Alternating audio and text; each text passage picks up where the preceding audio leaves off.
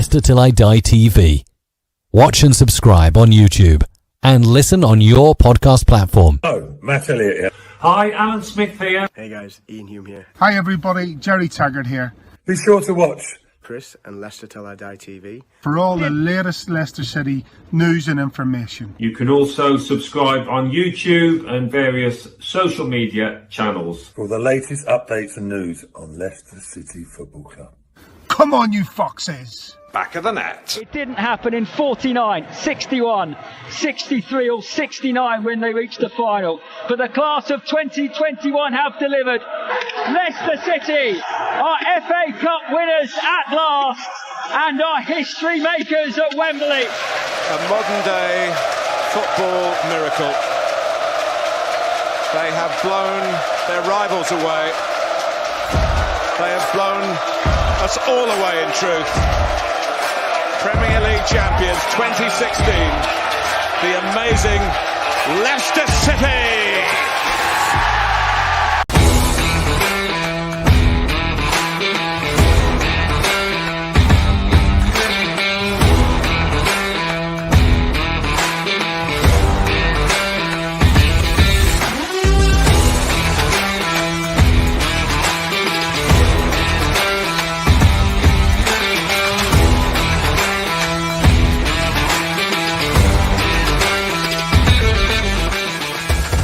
Leicester Till I Die TV. Your first choice for everything Leicester City. Tune in and join in now. And now, here's your host. Right, Chris. All right there. How the devil are we all? It's another week over, and it's May. We're in May already. Can you believe what has happened to January, February, March, and April? Since 5 minutes ago, I was having turkey and stuffing. But the end of the month, it'll all be over. We'll know if the quadruple's still on for Liverpool, who's going to win the Battle of North London, but most importantly, who has won the Europa Conference League. That's the one. That's the only one that is the most important one. This is Leicester Till I Die TV. Catch us on YouTube on Leicester Till I Die TV. And if you are on the YouTube, please do as it says there. Subscribe, give the video a like, and set notifications. We would be more than grateful. And if you are listening on your favorite podcast platform, whatever that may be, I can't list them all because every time I go on and search, I find a new one. But thank you for listening. If you are listening to the podcast, here is where you can watch and listen to it. Watch us on YouTube. Listen on your favourite podcast platform. Or ask your smart speaker to play the podcast Leicester Till I Die. Subscribe, like, follow, and join in now. Broadcasting live worldwide.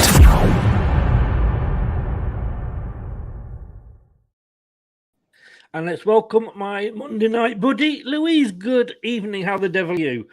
I'm all right, thanks. How are you?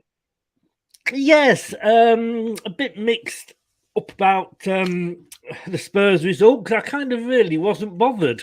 I'm more excited about, I don't know if it's nervous excitement about Thursday night when we travelled to Rome. Yeah, I think by judging by what happened yesterday, we're quite clearly putting all the eggs in the conference basket. Yes. Whether that pays off, time will tell. I think he's got to go for it, though, hasn't he? I don't think I looked at that side, to be honest with you, and we'll come on to the Leicester game, obviously, later in detail, but I just kind of agreed with what a lot of people were saying. It was a free hit, because we very rarely beat Spurs anyway these days. And when I saw the side that he'd put out, I was quite happy with that. And I'm thinking, well, if you're a Norwich or a Watford or a Leeds, you'd be looking at that side and be thinking, well, yeah, that could be our first team. Yeah, it's really difficult because I think, again, the fans are very split on whether it was the right thing to do and the lack of performance. Because results happen. We support a team that aren't going to win every week. We know that. But we expect a certain level of performance, and I'm not sure that was there. And then Rodgers came out and pretty much said the same thing. Yeah. We started really well, but it kind of, the wheels fell off towards the end and that kind of middle of the half. Indeed. Well, I say we'll come on to that as we will with most of the topics, but just to have a quick chat about each one. Norwich relegated, not the biggest surprise in the world. No, I think that's pretty much been kind of known since day one. Yeah. Yeah. And again, you talk about it, they've come up with, have they put the right amount of effort in? Have they done everything they possibly could have done to stay in this division? And you have to say probably not. No. But that's obviously what they've planned for. That is what they have planned for and they've spent for.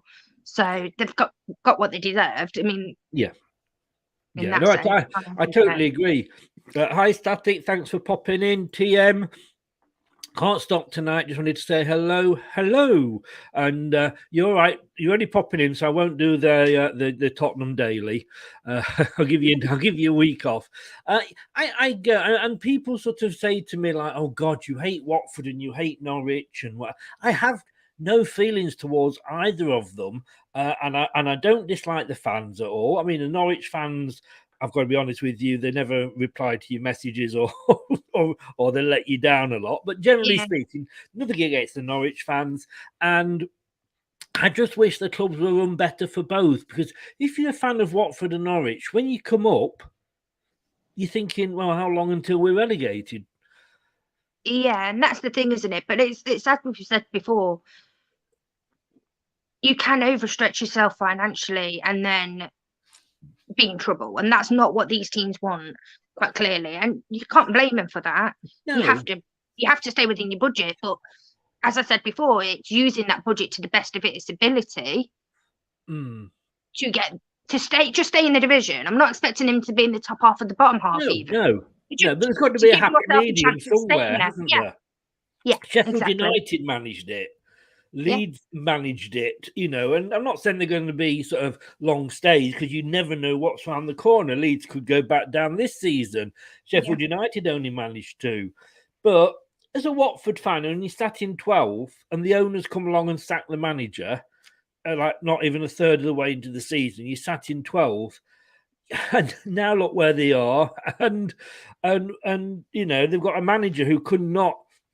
I was watching the game because they were playing Burnley, and I was watching it with Dan on a watch along. And to be honest with you, I haven't seen a manager less interested in watching a game of his the team he manages. I don't think I've seen it before. He just sat there, Roy Hodgson. I mean, I know he's 70 odd, but if you maybe instead of the football seat, that you get in one of those recliners that helps you get up as you get out, because he just sat there, no emotion, nothing when the goals were scored, against Watford. And I'm thinking, Watford fans and Norwich fans deserve more. Yeah, I'm not entirely sure because obviously I didn't watch the game, but I'm guessing he didn't make substitutions after those goals have gone in either to try and get back into the game. Where they are, draws are not good enough, and losses obviously aren't. You need to be winning games if you're going to stand any chance. And I don't think Watford have got a particularly great chance. I mean, with Leeds and getting drawn into it, there's a mathematical chance, but they've got to win games, and I just don't see them doing it. Just don't see them winning games, and that obviously like I say, it's what they use, and I just think sometimes we've got Fulham, we've got Bournemouth coming back up. It'll be interesting. Well, probably we've definitely got Fulham coming back up, possibly Bournemouth. That's how it sits at the moment. Bournemouth, I hope would give it a bit of a go. They have done in the past, obviously. Fulham, it will be interesting because obviously last time they did come up, they came back down again. But then you've got the likes of Luton, and even Nottingham Forest. These clubs that may possibly come in and give it a go, and they're being kept out of that or not given the chance of doing that because you've got teams like Norwich and Watford that seem to be basing their whole club philosophy on come up, get the money, go down, get the money, come up, get the money, go down, get the money.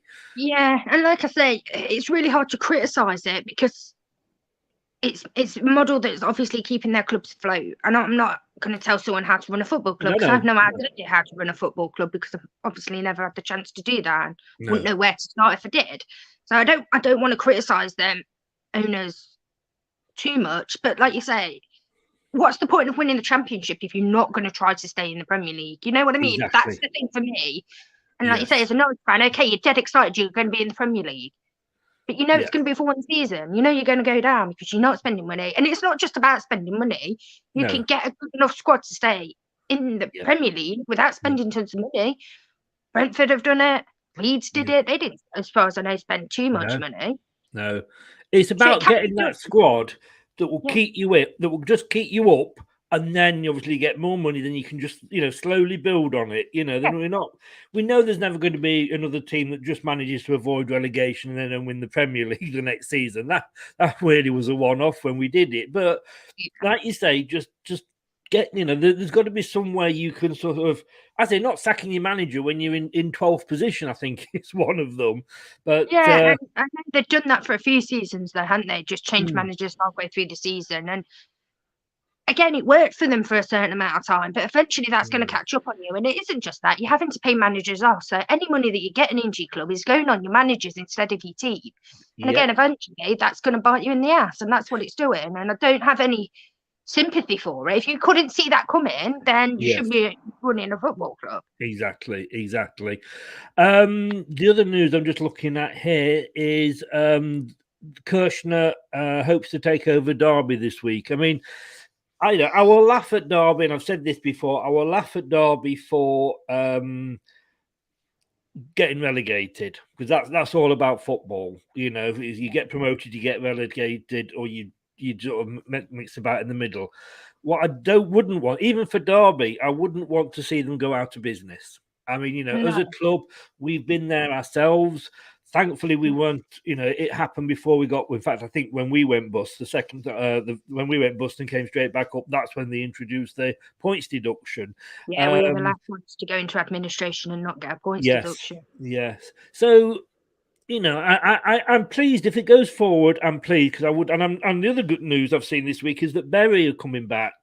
They bought the club out. The fans have bought the club out, a bit like the German,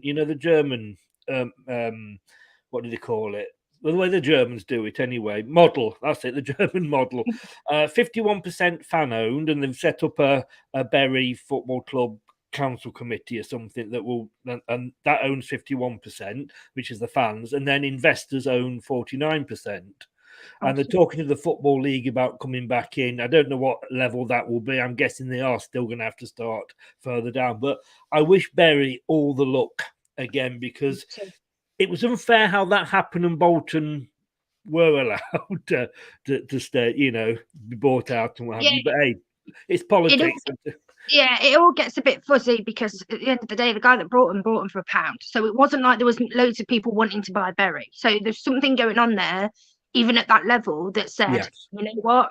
No, you're not a viable option to buy, because if there had been, it would have gone for more than £1 the first time. And there was a lot of people like blaming the owner that ended up taking them away. And I'm like, but he paid £1. If he hadn't paid that £1, you would have gone earlier. Yes. Yeah. Do you know what I mean? Because no one would have brought you. No, that's true. That is very, very true. And Terry, just quickly, and Renee, hi Renee, how the devil are you? Welcome along. Terry says, hi Chris and Louise. So did you hear Rodgers actually criticising Vardy and Cags? Unreal, really. I didn't hear it, but I've heard about it. I don't know if you saw it at all.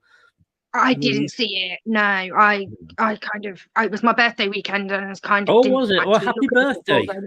Thank you. Happy birthday! You kept that quiet. Mind you, I do now as well. But I'm getting to that age where it's not as great as it used to be. But no, not as bad as me. That's what you're trying to say.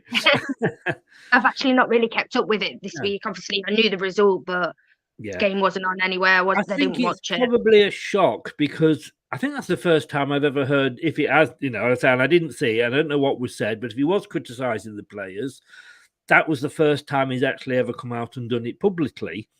Maybe that, again, it's maybe a bit of a shock tactic along. I mean, I was looking, well, we'll come on to Leicester later, but very, very quickly, maybe it was a shock tactic that he hasn't done, he hasn't done it before. A bit like we need a clear out, because when you look at our squad, I don't think there's many players I'd actually get rid of, past the obvious ones. But, that's it. But let's have a look and go through the games. Rennie says, happy birthday, Louise.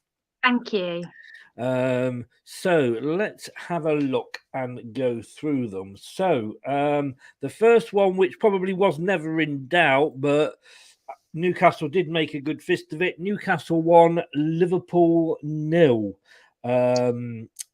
Yeah, I mean, it was expected, wasn't it? But Newcastle, I mean, they're above us now. I mean, they're in 9th position. And they've only just obviously, not long been taken over. So fair play to Newcastle for where they are and how they're getting there. But yeah, you could just see this one coming, couldn't you? You could, but Newcastle were unlucky. Apparently, again, I've not seen it, but apparently they should have had a penalty. So, a bit unlucky, but it's a free hit against Liverpool, isn't it? Yes. It's not a game they need to win. They're safe by a long way now. Yeah. Like where they've come from in this season alone has been amazing. Wherever they finish is a result for them, considering where they were. Everyone wrote them off, and rightfully so, for where they were, how they were playing. You couldn't see them ever getting out of it under Bruce. So you have to give the ownership and the new manager, obviously Eddie Howe, credit for it, because he's using the same players. I know they've spent a bit of money, but the squad is pretty much the same. Yeah. And well, they bought Trippier, and he's not playing anyway. So, with injury. So, I mean, looking on the last 4 games, and I never know when you do a looking at the form, how far back you go. Do you go 4, 6, 10, 12? Yeah. I thought I'll go 4 because that's the most recent and the most sort of up to date, if you like. And just based on the last 4 games, Newcastle in 6th place on the form table. So again, credit to them at what Eddie Howe has done there. Yeah, since he took over, I mean, obviously, as I've said before, the whole feeling around Newcastle was different. As soon as they got rid of Ashley, the fans kind of got straight back on side with the new ownership. They were saying all the right things, yes, we've got ambition, we don't want this, we want this, we want to help the area of Newcastle. Everything they were saying was exactly right. And it just got the Newcastle fans straight back on side. And that's what they needed to do, because under Ashley, obviously, they weren't there. When I say they weren't there, they sold out their home games every other week. So they were there, but obviously not happy with what was going on. No. Yeah, I think that's part of it. Eddie Howe, obviously getting a new manager, the new signings they have made, even though Trippier's not playing, I'm sure he does make a difference in the dressing room. Oh God, yes, it's that winning mentality, isn't it? Really? Yeah, that's it. Yeah. Anthony, welcome along, sir. Hope you are well. I'll see you at 9 o'clock, as they say. Wear a white rose so I know who you are. And Rennie, happy birthday to your mom for the 14th. We'll do requests soon. What do you want me to sing? What shall I sing for her? Terry, I've seen your comment. I've starred it. I'll come back to that when we touch on the Leicester game. So the next game along here was Aston Villa 2, Norwich 0. And I was surprised at this because we talked about Norwich before, obviously, but I actually got Norwich down to get something on this one. But Villa, they did what they had to do. Villa, I don't know whether they're coming or going. 1 week they'll win, 1 week they'll lose. But it did obviously resign Norwich to the second tier again, as I've put there, which I said we've touched on. And I suppose, with Villa, it was Dean Smith coming back to Villa and getting relegated. It all had a bit of mixed emotions there, because obviously he's still liked. Like you say, there's not a lot else we can say about Norwich other than what has been said. But what about Aston Villa? I mean, they've got Gerrard in. I think they're just where they should be. I don't think they're doing brilliantly. I don't think they're doing badly. I think they're probably about where they should be. This game obviously was very close. I mean, they scored the second goal in 93rd minute. So I don't know. Obviously, again, I didn't watch the game, but it doesn't sound like they were, totally in control of the game. Or maybe they were and just didn't score. Who knows? But yeah, the results. Exactly. This end of the season, it's all about results, isn't it? And it is. Oh, that is it. Yeah. I mean, forget the performance. It is all about, like you say, it is all about the result. I mean, Aston Villa, the 13th, mid-table, 40 points. They're safe, and I suppose, with Gerrard, you've got to kind of say, this was his first season as a manager in the Premier League. Yes, he knows it, and yes, he's managing Scotland, but it is a completely different kettle of fish. We know that. And look at Martin O'Neill when he came in. He had a mixed first season at Leicester. It wasn't, sunlight all the way. Remember, there were protests against him, and he'll never forget that. He always reminds people every time he's interviewed. So, I think, and again, they've got the owners that seem to be saying the right things, and I've heard them on sort of the radio a few times, and I just think next season could be the season when we do see, what Aston Villa are made of. Yeah, I mean, Gerrard's a born winner, as we've said before, so he's not going to want anything less than the best. Can he get that at Villa? Are they going to be able to push up there? Who knows? But I feel like he is part of why they've done well. Yeah, it's because he's going to demand the best from them, and he has been the best. So they can't. He's not asking them to be anything that he hasn't done himself. Yes. Yeah. Do you know what I mean? So that has different meaning to someone who has never done it before, trying to tell you what you should do. Yes. Yeah. No, totally agree. Look up to him. And that can really help. I mean, I'm not going to say that he's not a good manager or he's not doing the right things as a manager, because obviously he is, or they'd be a lot further down the league. But just having that gravitas has got to help. It's got to help getting through to people what you want is the right thing. Trust me, because I've done it. And also, I think it's the name, because I mean, again, and I'm getting a little bit worried about Leicester actually. Come the close season, on sort of what sort of money we've got to spend, because we know our owners have had a very bad few years with COVID and what have you, so probably won't have the money to spend. And yet you've got clubs like Newcastle, Villa, that have, Villa have still got a lot of the Grealish money to spend. So it will be interesting to see how that happens. But I think it'd be a case a bit like if Gerrard does well, I don't think they can forget the foundations that Dean Smith put in place. Well, no, it's like when we won the league, the Pearson foundations, yes, Ranieri did take a lot of pressure off the players and managed them at that time, but the squad was really put together by Pearson. Yes. So it's the same sort of thing, and every success has, like you say, the previous foundations have to be good, or at least it makes it a lot easier if you're coming on to good foundations, which Villa, Gerrard was at Villa. I don't think he would have took the job if he wasn't. He's got no connections to Villa, so he took that job because he thought he could do a good job there, and there was that foundation. And obviously being in the Premier League. And I think it's sensible as well, because obviously it's always going to be linked with the Liverpool job, isn't he? And Klopp's obviously just signed an extension, but it's good, you've seen these young managers, and I think Gerrard realised whatever's going to happen, he's not ready for Liverpool yet. Rooney's made the same decision with Everton, that that he wasn't the right time for him for the job. So it's nice to see people actually thinking about these things with their heads rather than their hearts sometimes. I mean, you've also got to think that Gerrard hasn't been offered the Liverpool job. If he was actually physically offered it, he would find it a lot harder to then say no. Yes. But they're obviously very happy with Klopp, and for good reason. So that should give him chance to, learn his trade, because he's still learning. Yeah. You think of people like Klopp and Guardiola; they've been in the game for decades as managers. Yes. And there is a huge difference to being a manager to being a player. Like, as a player, you only have to think about yourself. As a manager, you've got to think about the whole lot, travel. Everything has got to come into consideration. So it is. Oh, it does. Yes, it does. And then in the next game we've got is Southampton Palace. I mean, that could have gone either way. I mean, I just don't get Palace. I mean, Palace, they had a good start to the season. and then they faded away, which is how they always seem to do it. I mean, Southampton, they're in 13th place in the form table, 2 losses, a win and a draw.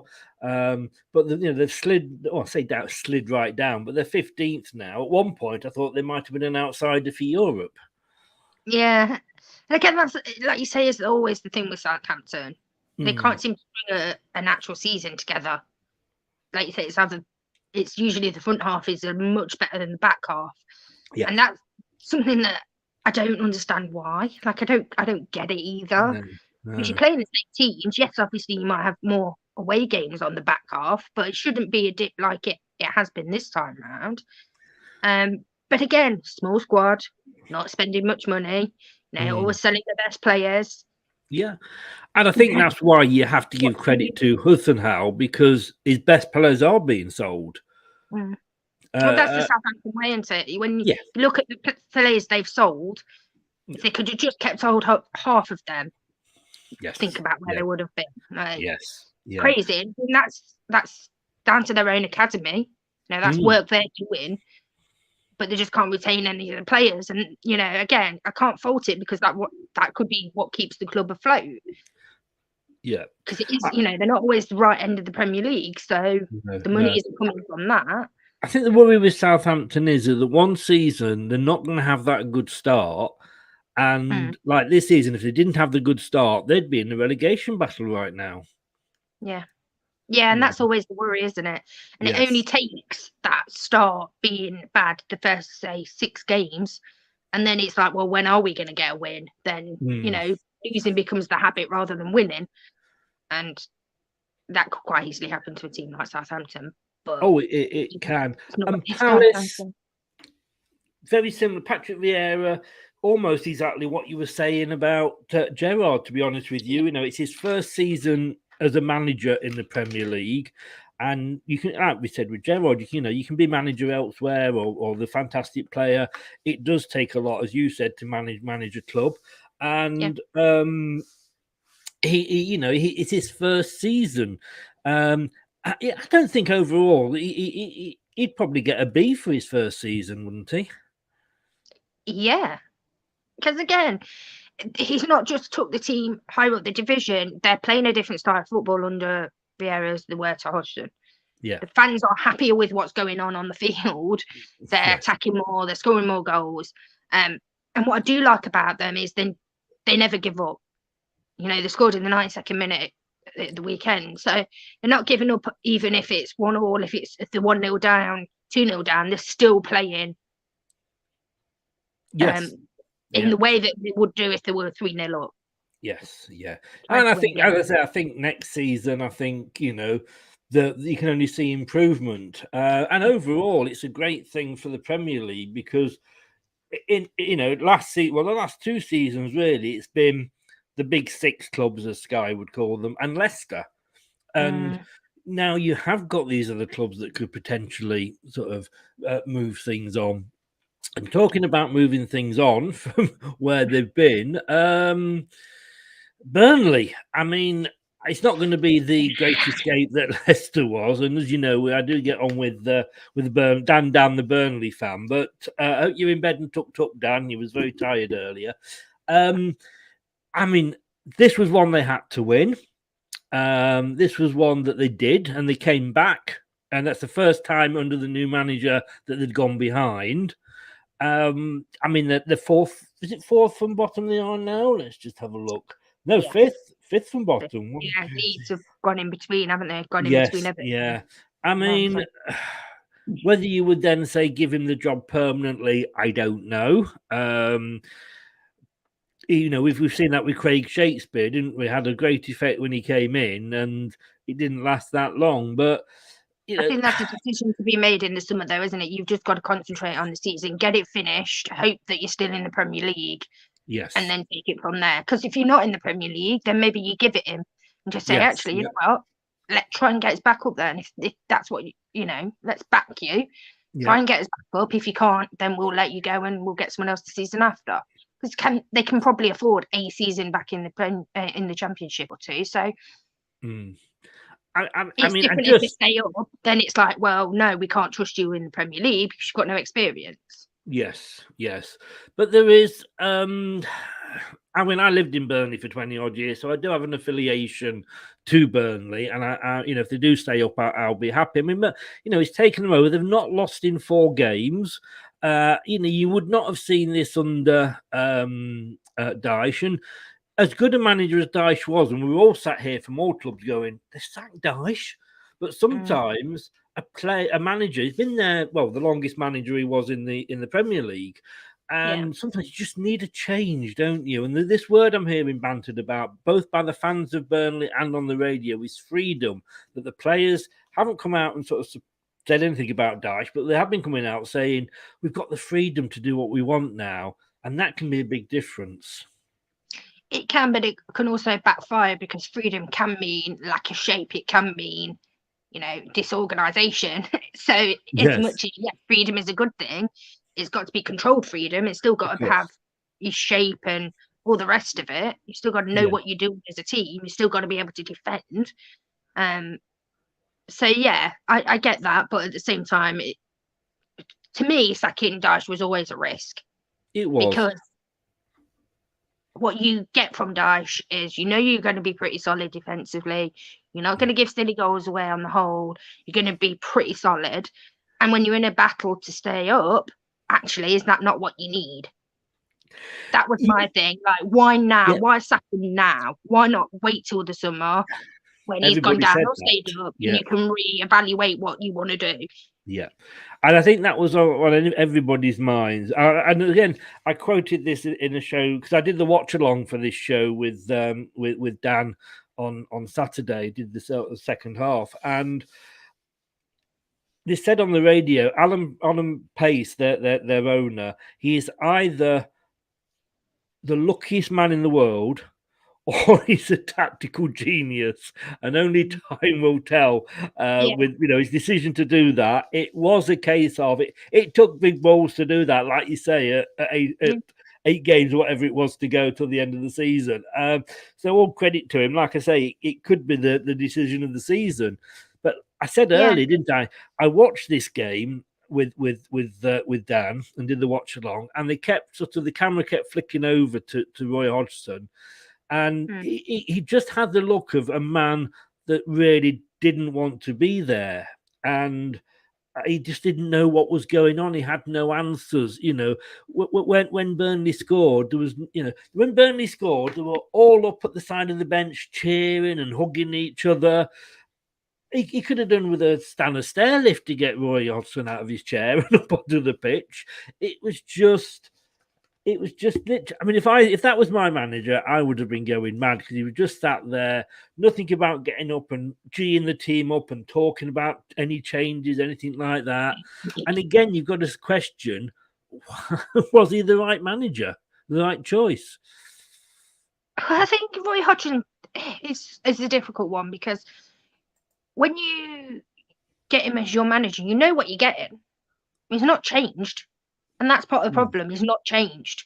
But the game has. The game has changed. Yes. He's not changed with it. And again, people speak very highly of him. And he has had success abroad and stuff. But again, if you're wanting somebody to actually get you out of this mess that you found yourself in, you're points away from safety. Is he the right choice? Probably not, because he's going to play the way that he plays. He's going to play the defensive football. And yes, you need to be solid defensively. Like, you need to have something there. Yeah. But to win games, you need to score. And where Watford are, they need to win games. Like, draws and losses are not going to be good enough to get them out of the position they're in. No. So they need to win games. And to do that, you've got to go forward. You've got to score. And like I say, obviously, I didn't watch it, but... Yeah. Lost the last 5. Norwich are only a point behind them. They've drawn and won 2 of the last 5. 20. They are 10 points behind Everton in 18th, and Everton have got a game in hand. I mean, they're mathematically not down, but they might as well be, mightn't they? They're as good as. Well, yeah, like I say, they lose probably at the weekend, then they probably are, aren't they? Yeah, I mean, it's not The looking game in good hand. for them. But No, they've been down again. They're very much like Norwich rather, where they've been down for a long time. The change of manager didn't work, didn't pay off. Had they kept the manager, maybe they would, but we're never going to know. It's all. No, but I just wonder what Watford expect, because with their history and they tried Ranieri, who obviously didn't keep Fulham up. So why they thought they could keep Watford up, I don't know. And you just think, it's not necessarily the manager; it's the players they've got in. And if they take on a new manager, that even if they were to finish 17th this season, that wouldn't be good enough. And they would sack him. I mean, I know Roy Hodgson's only there temporary anyway, but they would sack the manager at the end of the season. I just don't know. Are they expecting a new manager to come in with the players they've got, not spend much money, and suddenly get them into Europe?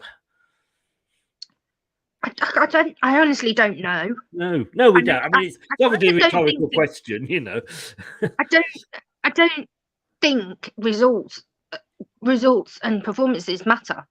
Because I think even if you had 6 months of greatness and you won, enough games to get you, say, I don't know, 5th, it's still going to change manager because that's what they do. It's not. Yeah. It's always like you say, we want better. Yeah. And I get it because that's what they've done, and it was successful. They stayed in the Premier League. That's successful. Watford. But you can't keep doing it. It's like it's not going to work eventually. You're going to get the wrong manager because you're upping the chances of getting the wrong manager by having more managers. You're gonna, And as a player, why would you work hard for a manager that you know is not going to be there? Like, why would you do that? Yeah. If you've got a manager that you know is going to be there for, barring bad results, obviously, a good amount of time, you build up a rapport with that manager. He knows what to expect from you. You know what to expect from him. He expects from you. Like that all kind of. You learn about each other. You can't do that at Watford because there's not enough time. Exactly. Brad, good afternoon. How are you? Hope you are well. He's saying there, typical Chelsea gave Frankie's last compensation payment with a vital 3 points. I think it's Thursday, Brad. He's doing his podcast, A Matter of Opinion. Very interesting one this week, and that is, should women managers be allowed to, or not being allowed to, but should they be able to manage sort of like Premier League clubs, if you like? So very good conversation there. And there's myself, Dan, Brad, and Chloe all on there. So that could be an interesting conversation, actually. Yeah, that will be an interesting one. Yeah. Next game. Wolves 0. Talking of Brad, Wolves 0, Brighton 3. Again, Brighton. I mean, not so long ago were bottom. They were literally bottom of the form table, below Norwich and below Watford. And they've turned it round. And I'm not Potter's biggest fan. I think he's a good manager. I want to see him actually sort of win something or get Brighton into Europe. But you've got to say he has turned it round, and Brighton have moved up now into 9th place. They're above us, and in the form table for the last 4 games, 8th. So Wolves, on the other hand, they aren't. I mean, they've lost 3 of the last 4. Wolves down in 17th on the form table. It's like they're almost like passing each other, ships that pass in the night. Yeah, and I think, again, with these 2 teams, middle table is what's expected. Anything above that, I think Wolves maybe have a bit more of ambition of Europe, probably, than Brighton do. But even Wolves, I think, know that they're going to find that hard to get into Europe. I know they've obviously done it, but yeah, I think it's just end of season game between these 2, and I think Wolves' form is just end of season. We're not going down. We're not going to get in Europe. There's not really a lot to play for. No, I mean, but the thing was, Wolves, I mean, they're in 8th place. I mean, they're 6 points off Man United in 6th. I mean, we don't. As I said the other week when I read all the options out, Europe could go down to 9th at this rate, but I mean, let's presume it's in the top 7. So Europe isn't out of the window for Wolves. And I actually thought when they started off, I mean, this new manager, I thought Nuno was, it was strange that he left. I thought he was a good fit, but Nuno's come in and carried it on. There's no reason they can't get into Europe, but they've lost their last 5. It isn't the form that's going to get them there. No, that's it. They'd have to do a Brighton one, then have that change, that slip in form. And again, that may well happen. It's only 6 points. And how many games have we got left? Yeah. I know. Not many. 4 or something, isn't it? Yeah. So, 6 points isn't a lot, but it is when you've only got 4 games to get those 6 points. And obviously you're relying on people above you to lose. I see what you're saying. I do see what you're saying. The thing is, it is Man United, and you don't know what form they're going to be in, do they? No. To be honest, it's just been some weird results the last couple of weeks, just altogether, hasn't there? It's been a weird season all round. Yeah, it's why we love the Premier League so much, though, isn't it? Because it is, and I'm using that as an excuse as why I am so bad at the predictions. 2 points, I think it was last week. Not a good week for me. David says, "Where is the Thursday discussion?" It will be on podcast and YouTube, but it isn't like this. It is very much a podcast that is being made available on YouTube. If you go to Brad's Twitter, which is at to be honest with you, I've actually forgotten his Twitter, and he won't be very happy with me on that, will he? It's at Brad_LTID90.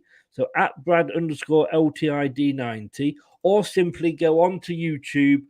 His channel is A Matter of Opinion. Click on there and you can listen to it on there. But it is, like I say, a voice podcast, not a video cast.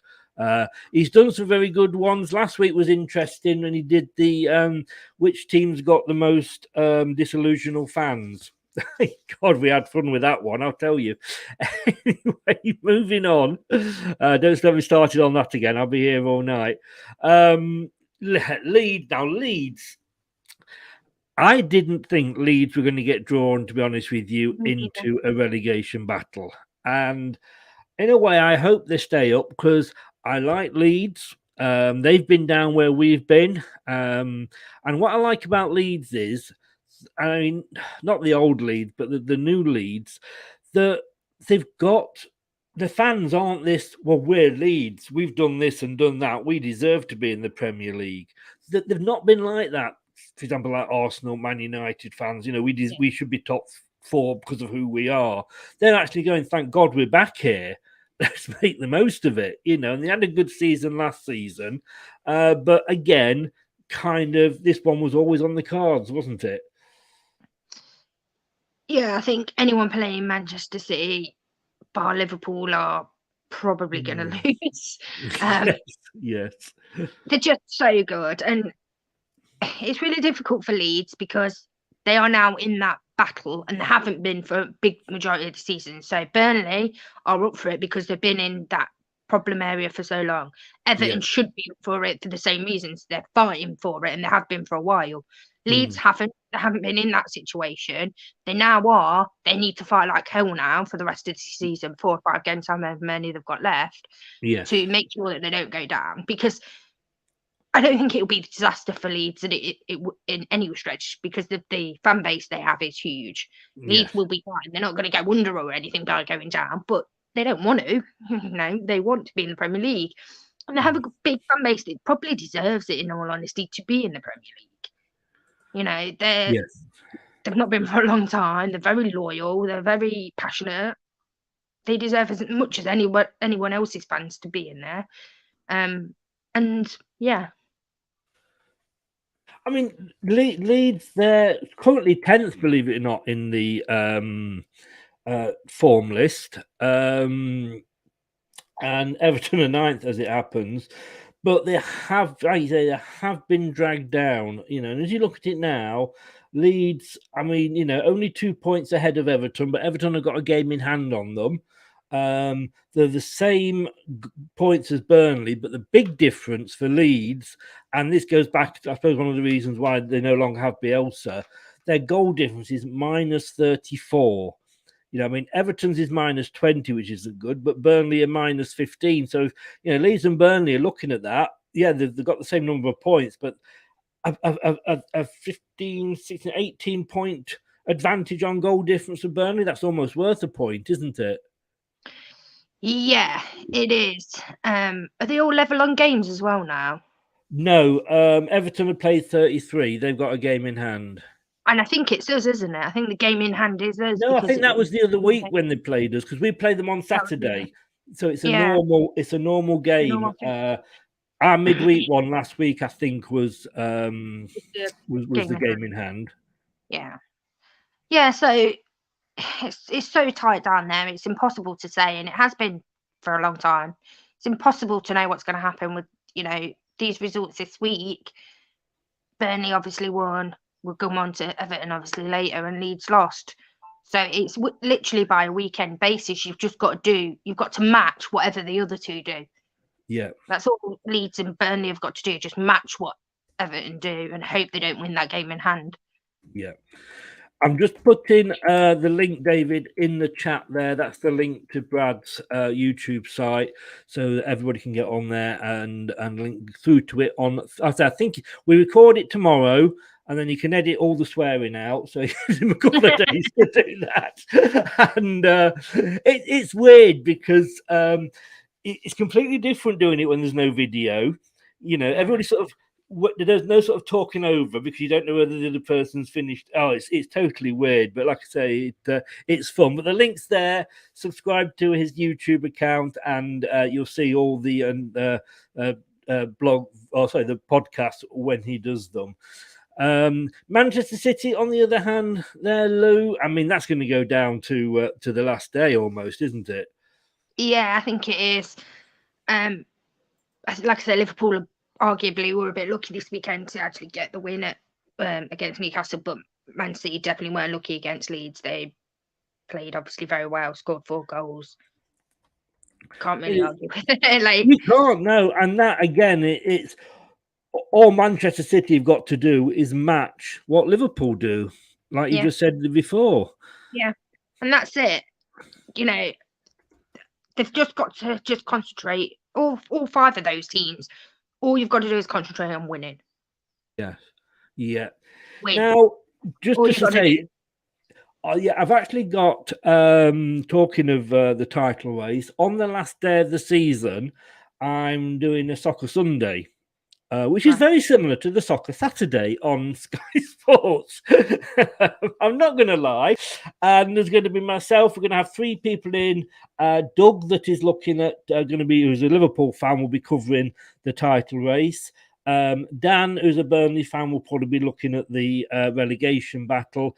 And we've got hopefully Mike coming in, Man United fan, who'll be looking at that top 6. So we'll be here sort of all that Sunday afternoon doing that. So hopefully that will work out.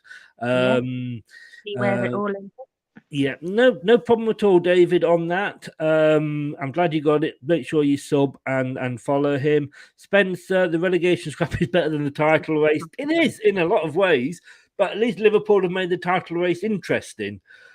That's the thing. So the thing is, you just don't expect Man City to lose. That's the only problem. You never back against Man City winning, do you? And if they do, then... out of the 2 of them, I actually thought it might be Man City that might drop a point, but since I thought that, they haven't, apart from obviously Liverpool, you know, because they did have a few dodgy games not so long ago. I felt if Liverpool were going to win it, they needed to beat City. They needed to get ahead. Yes. And they obviously couldn't quite do that. So, well, at least it's all on. And talk about it being all on. Everton. I mean, I was speaking to because we've got them.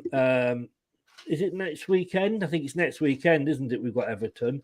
Yes. We've got Norwich midweek, and I was talking to an Everton fan, and he said that it was rocking He said Goodison was absolutely rocking for this.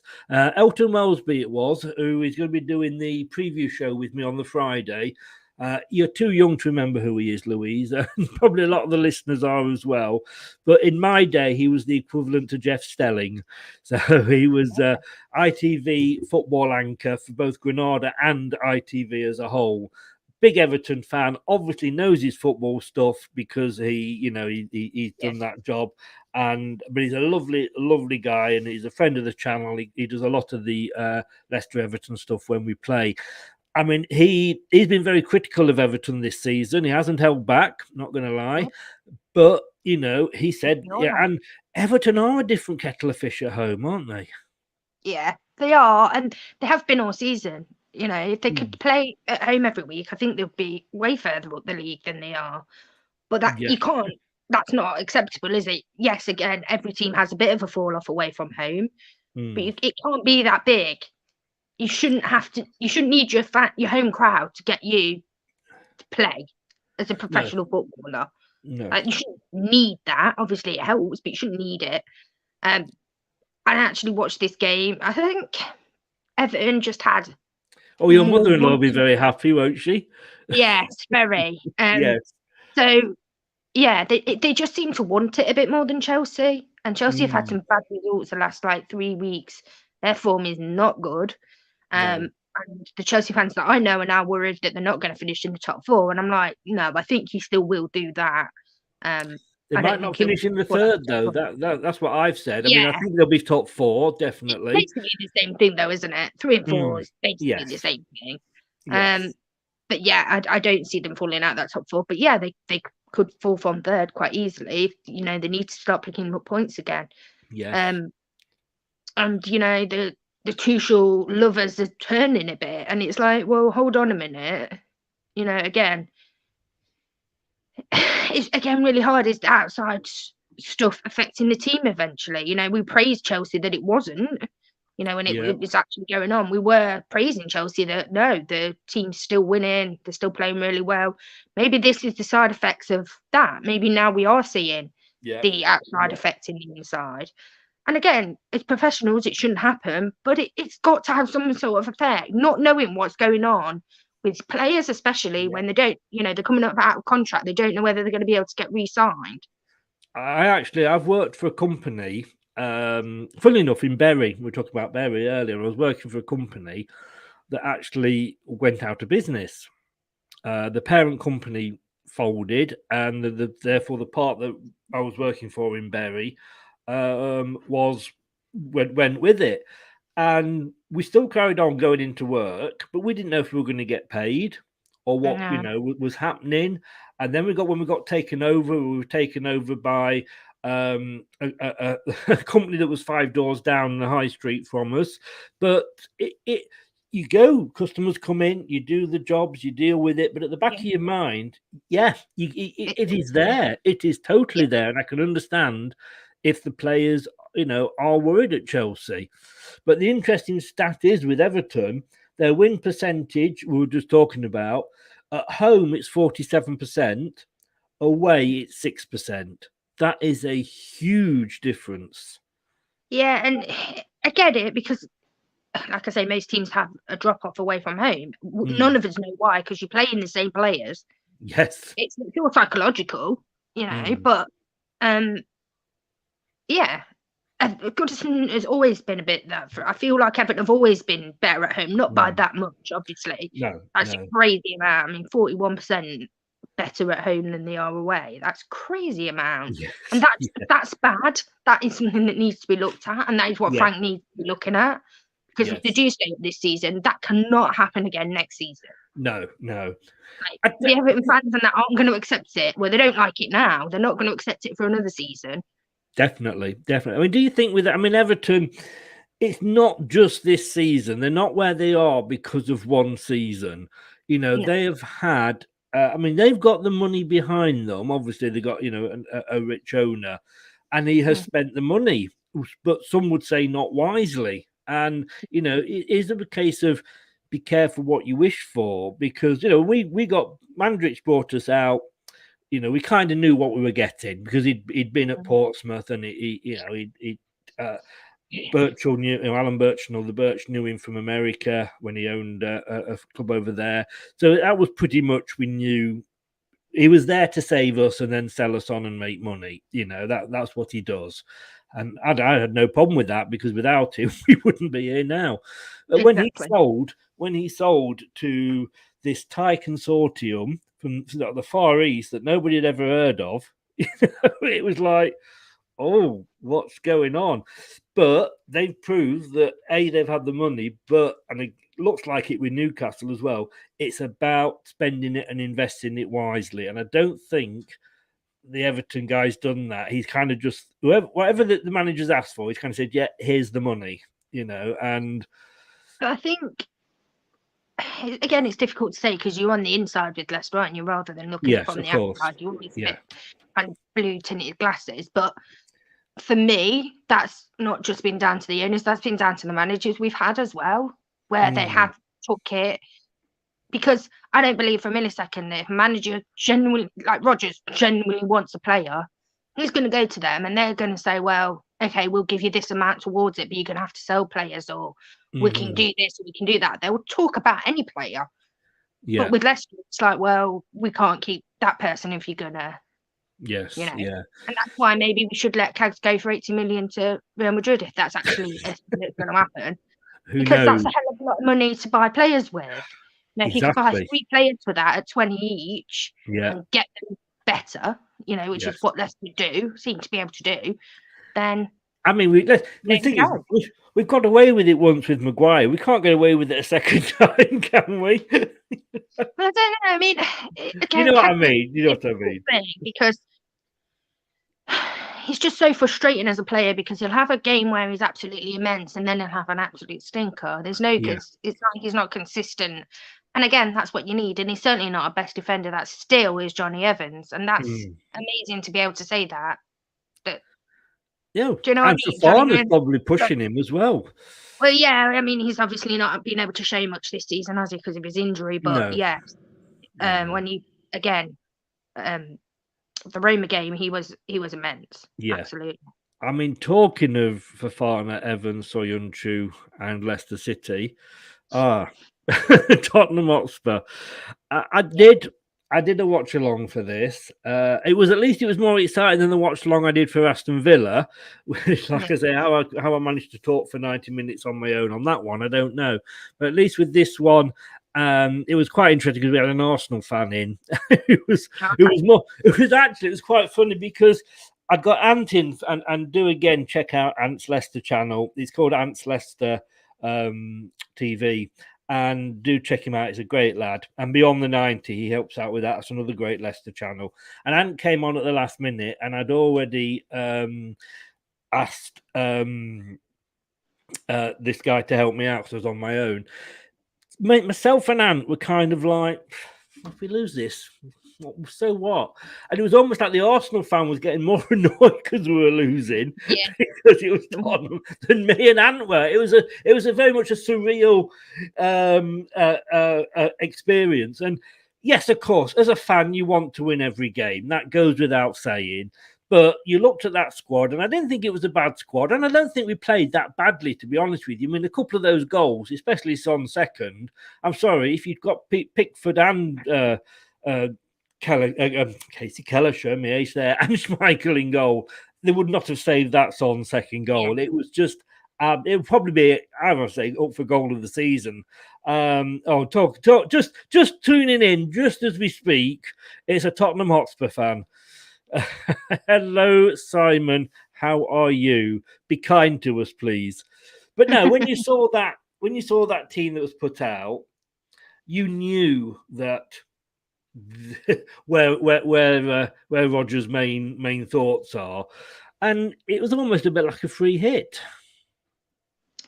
Yeah, it's really difficult to call any Premier League game a free hit as such, but yes, it's all about the conference, and it quite clearly is. He came out, he wasn't happy after the game, called players out for the first time, like you said, since he's been manager. Since he's managed, he's never come out and done that before. So there's something's going on there that he's not happy with.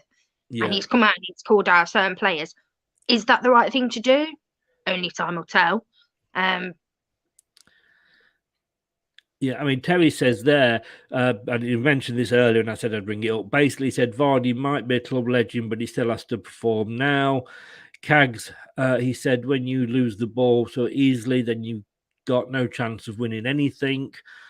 Actually, I didn't hear it, so it's hard for me to comment on, but he's never done that. And maybe that's just a little bit of a kick-up, because that side is... basically, like I said, it was our B team, if you like, but it was good enough to be an Arsenal, and no disrespect to these clubs, Arsenal, Norwich, Watford, Burnley, Leeds A team.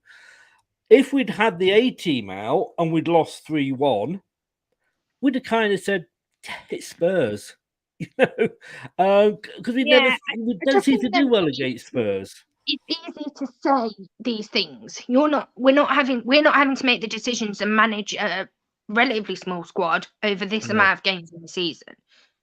So yes, we're not going to be able to play Vardy every game, even if he's fit. Because he's getting on. He's not going to be able to do that. And you can't just put Daka and Inacho on the bench every time. No. They're not going to be happy with that. So you've got to manage your team and you've got to manage the squad. The thing comes when it's basic stuff. You know, he's right. Vardy will always be a club legend. If he stopped tomorrow, he would be a Leicester legend. No doubt about it. Has he got to perform now? Yes, of course he has. But he's been injured a lot this season. He's had no kind of proper running the team as such. Everything's just disjointed when he's been there. You know, he's been playing with different players all the time because, again, of injuries and stuff. So I don't think, again, it's fair to judge the squad necessarily on this season because it's been a weird one. It's been such a weird one. It has. And, I've said week in, week out, up until recently, about, the defensive line, we've played not a 3 or a 5 or a 4 because that's tactically where we want to go. It's because, it's all we've got available. And you forget that it was kind of the same up front because, Maddison was injured, Barnes was injured, Vardy's been injured. But I think two things that, yes, he's criticising the players, but he also needs to sort of take a look in the mirror and ask, why is there being so many injuries? And why are so many injuries being caused not on the pitch? The injuries that they've picked up at the training ground.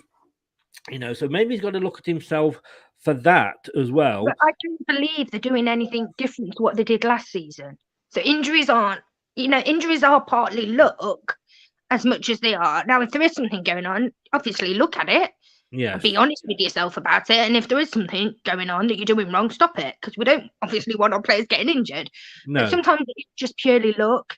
When West Ham are talking about injuries the same, and how it's kind of dented their season a bit, obviously going through Europe and having Europe as well, like going forward and trying to get that back into it. So we're not the only ones that have had bad injuries season. It's just all happened at once for Leicester, and that was the problem. And then we got a player back and we lost one. We got another one back and we lost another one. Yes. And that's where the inconsistency then has come from. But this squad should have played better. There's no doubt about that. From what I've heard, what I've watched, should have played better. Simon says here, you gave us a good go in the first half, but I think our subs turned it on the head in the second half. And then but Chris, fair play to your subs bench, was 3 or 4 of them will get in the Tottenham team, yesterday. I just, like I say, I just don't want to get too excited about this. One, because I want to get excited about Thursday. Like you said, that is the more important game. I think. Well, that's the thing. If we go and win or go through on Thursday, all this is forgotten. It is. And this bad result at Tottenham is forgotten in an instant if we win 2-0 on Thursday. And had this performance been against Norwich and we'd lost 3-1, I think more red flags would be flying. I didn't go into this game as much as I was predicting a Leicester win in the predictions and everything, because I'll never predict against my team.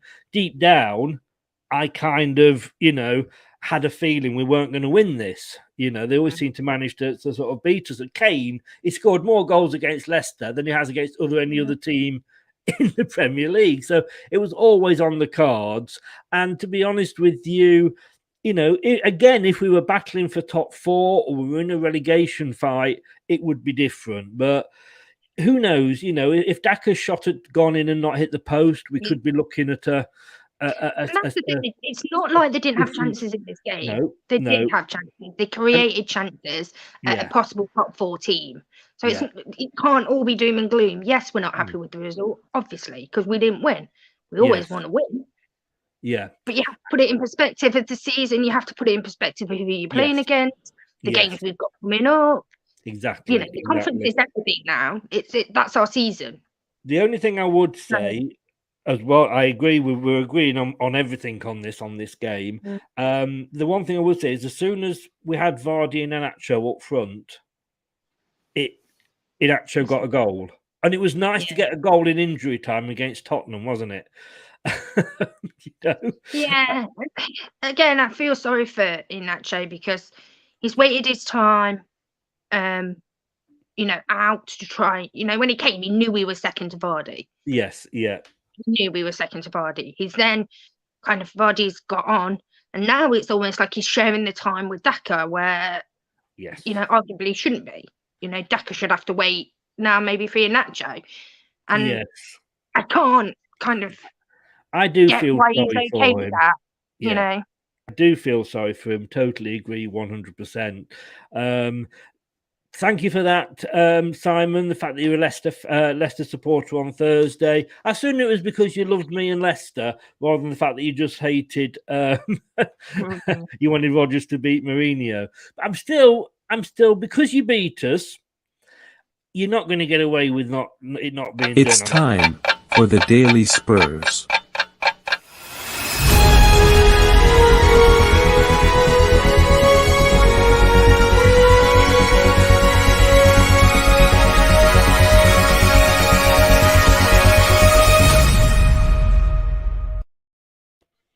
Yes, it is. And it's 14 years, 63 days, 2 hours, 38 minutes, and 16 seconds since Spurs won a trophy. God, I've got children just almost that age. But sorry, mate, I couldn't resist. It had to be done. The worrying thing is, if you look on the last 4 games on the form chart, Leicester are 18th. So...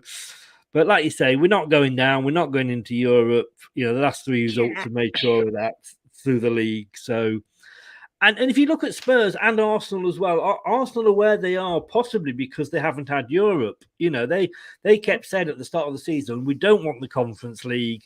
Because 2 reasons. One, because it was beneath them, which I think was totally wrong. But B, because it would give them a chance to do better in the Premier League, which it has. And let's be honest, when we won the Premier League, we didn't have Europe to worry about, and Spurs. It did affect the league form.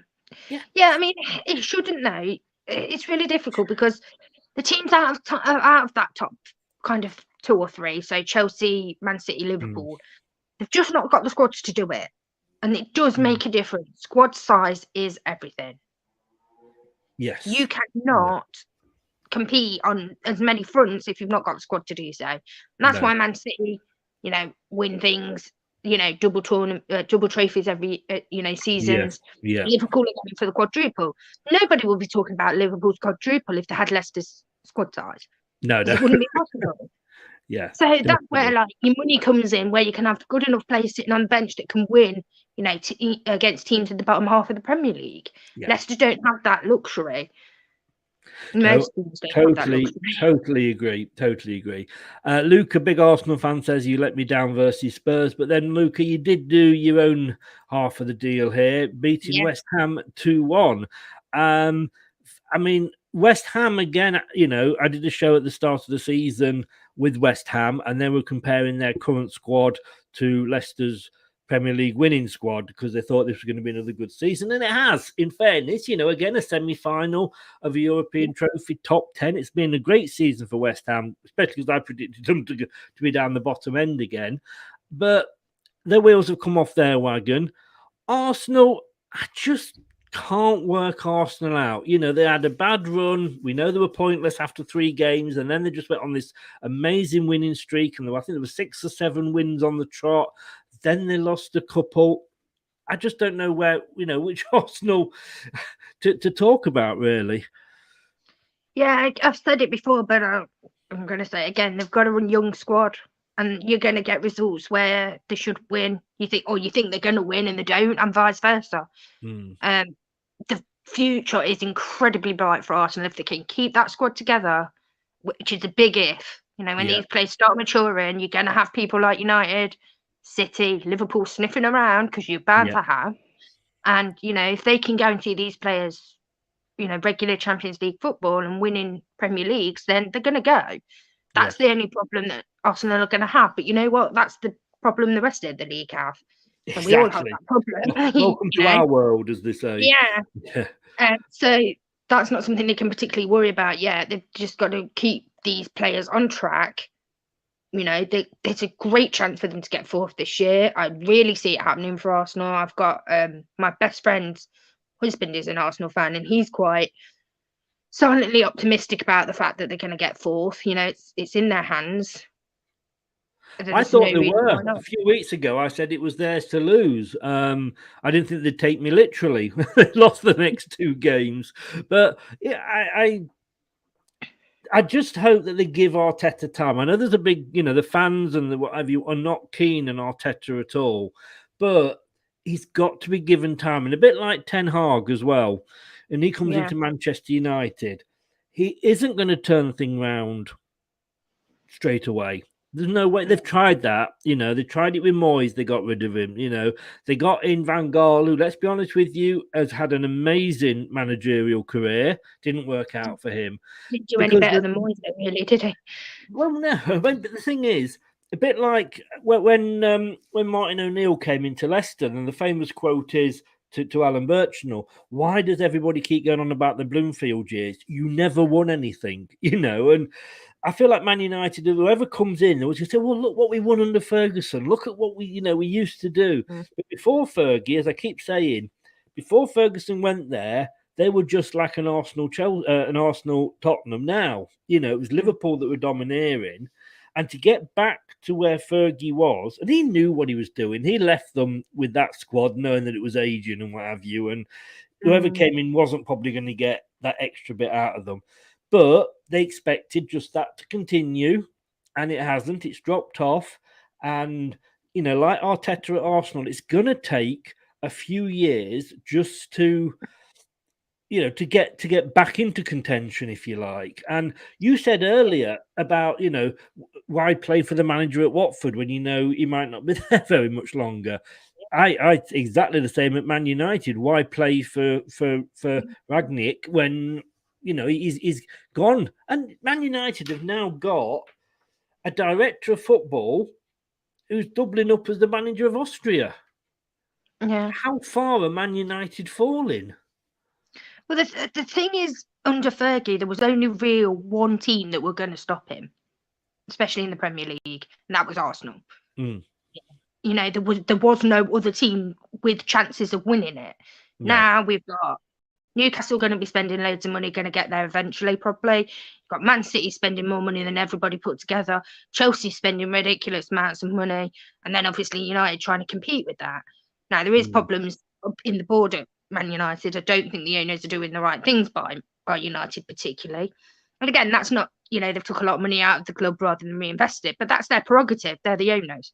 That's what they're choosing to do. So, as a fan, you have to kind of suck it up a little bit. And we don't have to like it. But you know what? Yeah, this is your lean years. This is what we were suffering when you were winning everything. Yes. When you got, the league wrapped up by Christmas, this is what the rest of us were having to feel then. So you're just getting what we were feeling, Yes. back then. Yeah. The reason they don't like it is because they're not used to it. Oh, exactly. A lot of their fans weren't around before Fergie.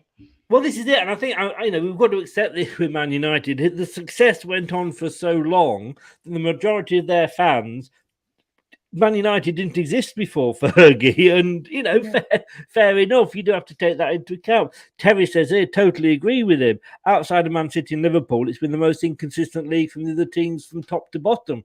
It has totally, and Simon's agreeing with him there.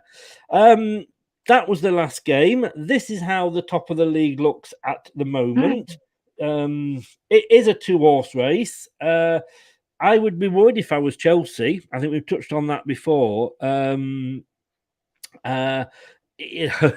mean, Arsenal are only 3 points behind them now, and then Tottenham obviously 2 points behind. I think Man United are not going to get third. They could still sneak. I mean, if okay, I'll say this now: if Ralph gets Man United into the 4th position, he should get manager of the bloody season. I'll tell you if everything that's gone on at that club. The games behind those, well, United aren't they? They've played 35, and Tottenham and Arsenal, Chelsea. Oh, it's not going to happen, which is why I said it. No. I knew it was going to happen.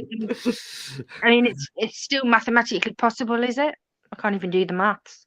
3 games left. That's 55, 58. 59, 61, 64. It is, but then Arsenal have got to lose every single game, which we know isn't going to happen, Yeah, thanks, Simon, by the way. Again, it's a case, like you say, where you've got a squad of great players that are worth the money, but they're not a team. And I think that's all, they do, again, you've got to look at the owners, but they know that.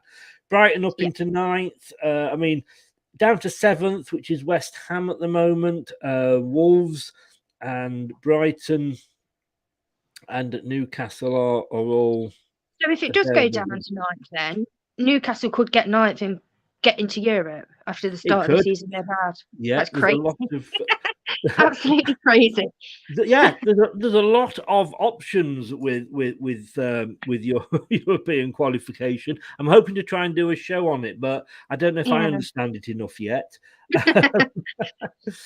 And then in the bottom half, we're looking at Leicester there, just in the 11th, Palace, Villa, Brentford, Southampton. I mean, I think Southampton are probably safe. I can't see them being dragged into it. You would think, but I did say that about Leeds a few weeks ago. Yeah, 8 points is a lot, though. With again the amount of games we've got left, it's not the points so much; it's the games got left. Exactly. I mean, Everton have got the games in hand, but it depends whether they're home or not. But I think it's you would look if Burnley can keep this form up. And it was a big win for them, obviously, at the weekend. And they came from behind, so they proved they can do that. But Burnley, Leeds, Everton, well, I mean, I would say it's out of those 3, one of those 3 to make the 3rd relegation point. Everton have got to play Burnley as well. So that'll be a crucial game. Yes. Who wins that, I think, obviously giving themselves a very good chance because they're winning points against the others. But it's also close still. Who knows? Like I gave up trying to guess, to be honest. Yeah, it has been one of those seasons. Especially after the weekend beating Chelsea, I'm just like, well, if that can happen, anything can happen. Exactly. But yeah, it's look at the prediction tables. We don't get many right this season. But Louise, thank you as always. Great insight. I do appreciate it. Thank you for giving your time up. And I will see you same time next week, hopefully. Same time next week. Brilliant. Thank you very much, Louise. As always, it's been great, been a pleasure. Take care, stay safe. You too. I say well done to your mother-in-law. Yeah, she's super excited. Yeah. Thanks a lot. Bye-bye. Thanks. Bye. Bye. Thanks to Louise there. Great of her to give up her time and come on, and she really does know her stuff. We're going to be back at 9 in 40 minutes, and we're going to have a European review. Ooh, I hear you say. Yes, I reply. We haven't done it before. We're going to be looking at the Champions, the Europa and the Europa Conference, and then the big 4 leagues outside of the Prem. That's the La Liga, the Bundesliga, Serie A, and League One. So that's at 9 o'clock. Same channel. Don't miss it. Be there or be square. All that rubbish. If you've been watching this, thank you so much. If you've been commenting on it, thank you so much again. Really does mean a lot when you're joining in the comments.